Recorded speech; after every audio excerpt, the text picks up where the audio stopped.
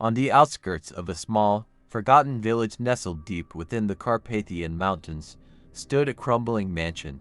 The locals whispered about it in hushed tones, warning travelers to steer clear of its shadow. They spoke of a vampire, an ancient and evil being who was said to dwell within its decaying walls. One stormy night, a weary traveler named Anton stumbled upon the village. Seeking shelter from the torrential rain, he ignored the villagers' warnings and made his way to the mansion. The iron gates creaked open as if inviting him in, and he hesitated for only a moment before stepping onto the overgrown path leading to the entrance. The mansion loomed before him, its windows like empty, soulless eyes staring into the night. Lightning illuminated the sky, casting eerie shadows that danced across the grounds. With a deep breath, Anton pushed open the heavy wooden doors and entered the dark, musty foyer. Inside, the air was thick with the scent of decay. Cobwebs draped the furniture, and dust covered every surface. As Anton ventured deeper into the mansion, he couldn't shake the feeling that he was being watched.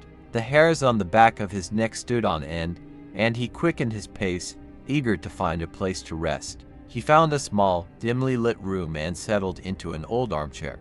As he drifted off to sleep, the storm outside grew fiercer. Thunder rumbled, and the wind howled, rattling the windows. In his dreams, Anton saw a figure shrouded in darkness, with eyes that gleamed like blood-red rubies. Suddenly, he awoke with a start, his heart pounding in his chest. The room was icy cold, and the fire in the hearth had long since died. He could hear soft footsteps approaching, echoing through the silent corridors. Fear gripped him, and he realized that he was not alone. A shadowy figure appeared in the doorway, its presence filling the room with an overwhelming sense of dread. The vampire stepped forward, its pale, gaunt face illuminated by the faint glow of the moon. Its eyes locked onto Anton, and a sinister smile spread across its lips, revealing sharp, glistening fangs. "You should have heeded the warnings," the vampire hissed, its voice like the rustling of dead leaves. "Now, you belong to me." Anton tried to move, but his body was paralyzed with fear. The vampire drew closer, its cold breath chilling him to the bone. As it reached out a skeletal hand, a sudden noise from the hallway broke the tension. The vampire paused, its head snapping towards the sound. For a brief moment, Anton felt a glimmer of hope. The vampire's attention was diverted, and he knew this might be his only chance to escape. But just as he mustered the strength to rise from the chair, the vampire turned back to him, its eyes burning with fury.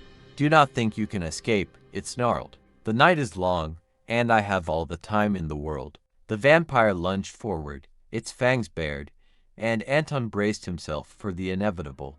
But before the creature could strike, a blinding flash of lightning filled the room, followed by a deafening crash of thunder. The mansion shook, and the walls seemed to groan in protest. In the chaos, Anton seized the opportunity to flee. He bolted from the room, his heart racing as he sprinted down the dark corridors. The vampire's enraged screams echoed behind him, but he didn't dare look back. He burst through the front doors and into the stormy night, running as fast as his legs would carry him. As he reached the village, drenched and exhausted, the villagers emerged from their homes, drawn by the commotion. They surrounded Anton, their faces a mixture of relief and fear. "Did you see it?" one of them asked, his voice trembling. "Did you see the vampire?" Anton nodded, his breath coming in ragged gasps. "It's real," he managed to say, "and it's still out there." The villagers exchanged worried glances, knowing that the terror was far from over. The vampire's hunger was insatiable, and it would not rest until it had claimed its prey.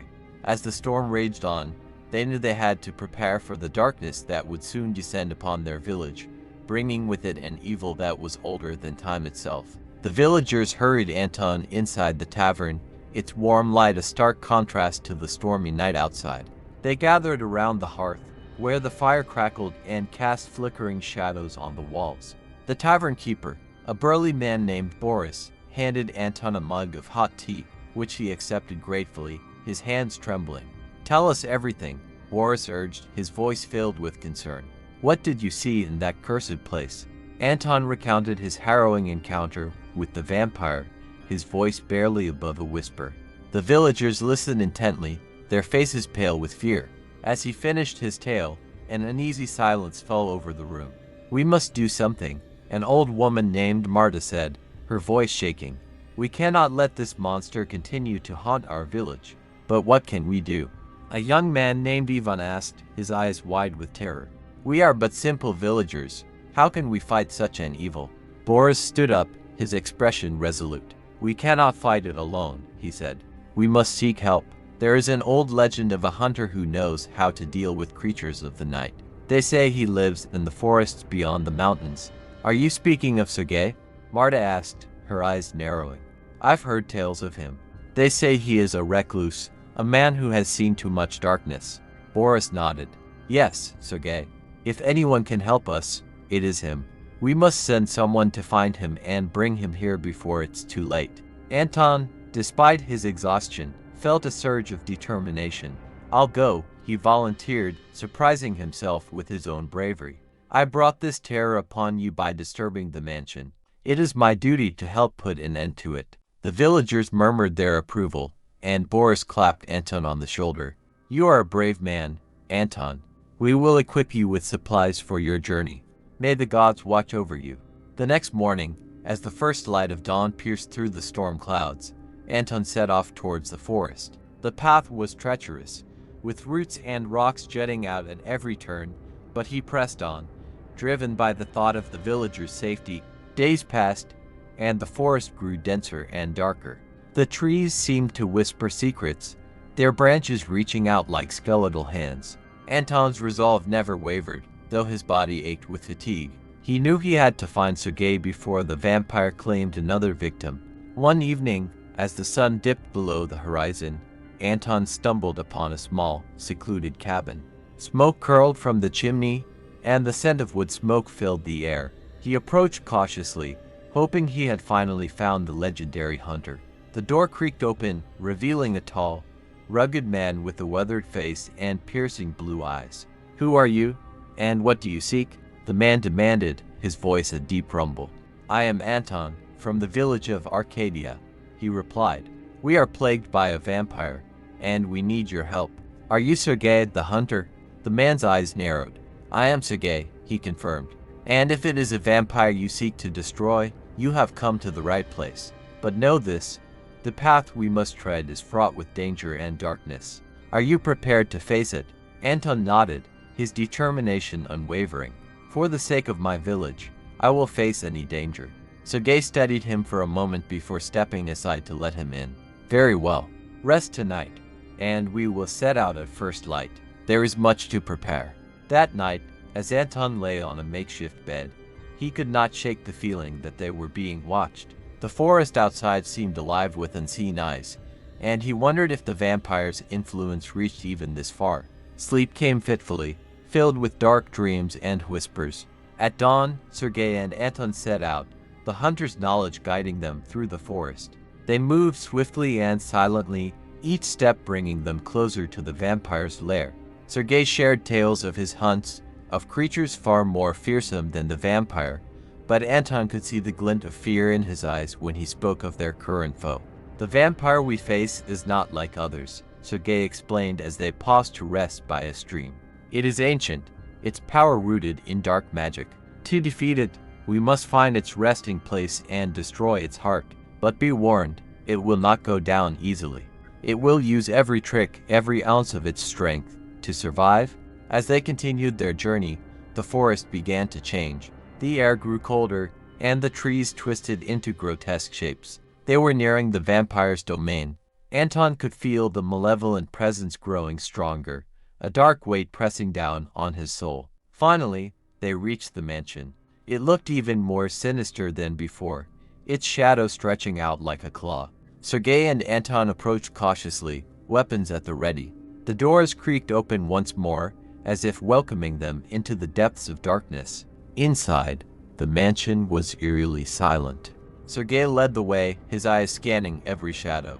They moved through the corridors, their footsteps echoing softly. Suddenly, a cold wind swept through the hall, extinguishing their torches. They were plunged into darkness, the only light coming from the occasional flash of lightning through the windows. A low, sinister laugh echoed around them, sending chills down Anton's spine. The vampire was near.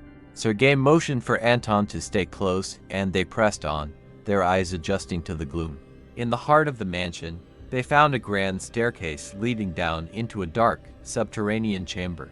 Sergei descended first, with Anton following closely behind. The air grew colder with each step, and the smell of decay intensified.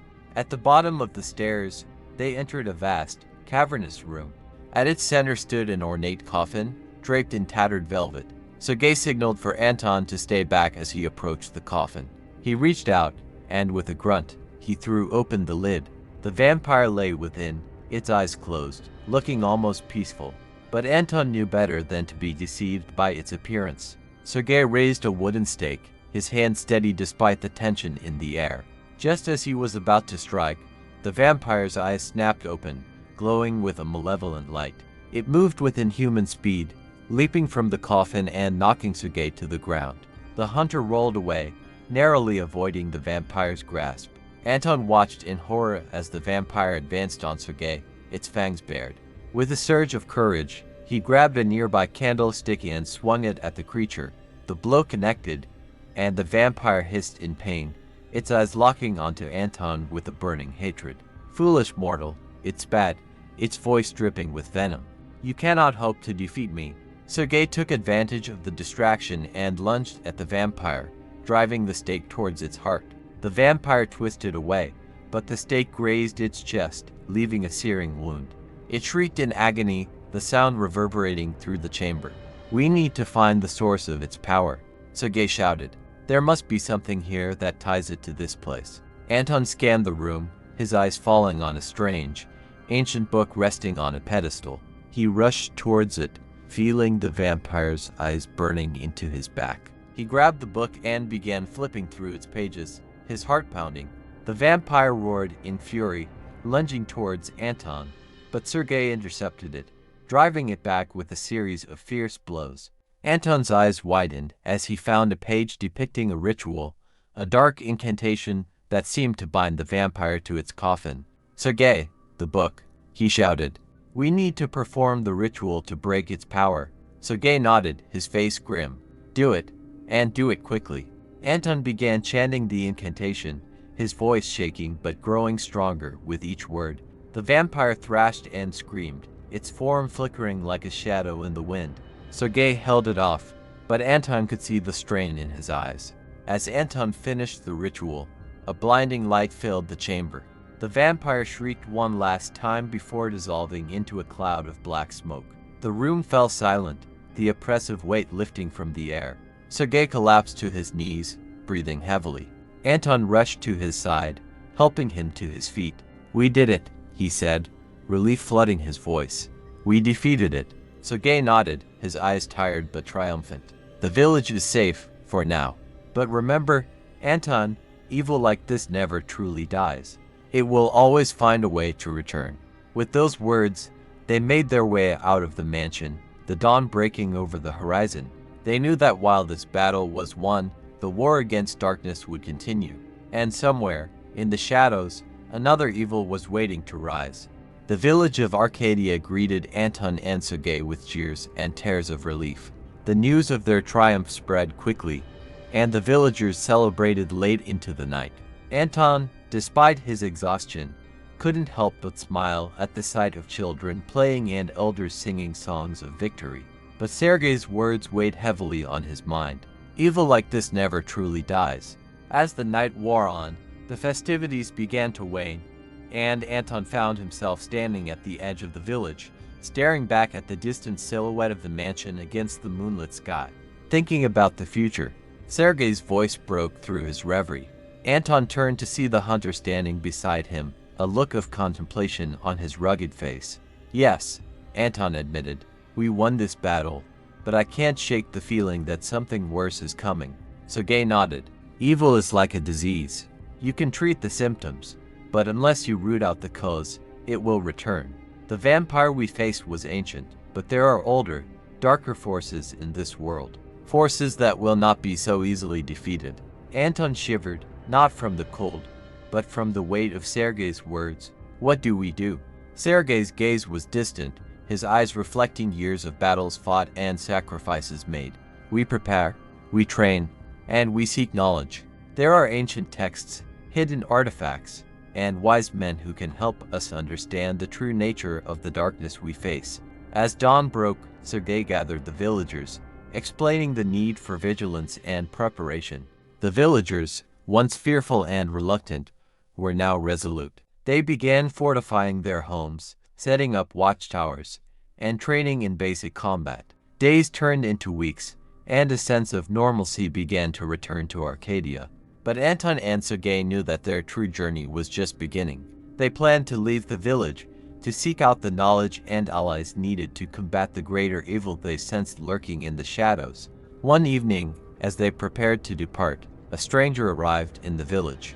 She was a tall, mysterious woman with piercing green eyes and long, dark hair. She introduced herself as Elena, a scholar of the occult, drawn to Arkadia by the rumors of their recent victory. I have been tracking the movements of dark forces for years, Elena explained, her voice carrying an air of authority. The vampire you faced was merely a pawn in a much larger game. There are those who wish to plunge the world into eternal night, to awaken ancient evils that have slumbered for millennia. Sergei and Anton listened intently as Elena revealed what she knew. According to her studies, a coven of powerful witches was gathering, intent on resurrecting an ancient sorcerer known as Zoltar the Black. Zoltar's power was said to be unparalleled, capable of commanding legions of the undead and bending the very fabric of reality to his will. We must stop them, Sergei declared, his voice firm. But we can't do it alone. Elena nodded. There are others like me, scholars, hunters, and warriors who have dedicated their lives to fighting the darkness. We must gather them, unite our strengths, and strike before the coven can complete their ritual. The trio set out from Arkadia, their journey taking them through treacherous landscapes and forgotten ruins. Along the way, they encountered allies who shared their mission. A monk named Father Dmitri, skilled in exorcisms and holy rituals, a blacksmith named Victor, whose enchanted weapons were said to be forged with the light of a dying star, and a seer named Lyra, whose visions could pierce the veil of time. Each new ally brought with them unique skills and knowledge, strengthening the group's resolve. They faced numerous trials and battles, from haunted forests to ancient crypts, where they encountered spirits, ghouls, and other dark entities.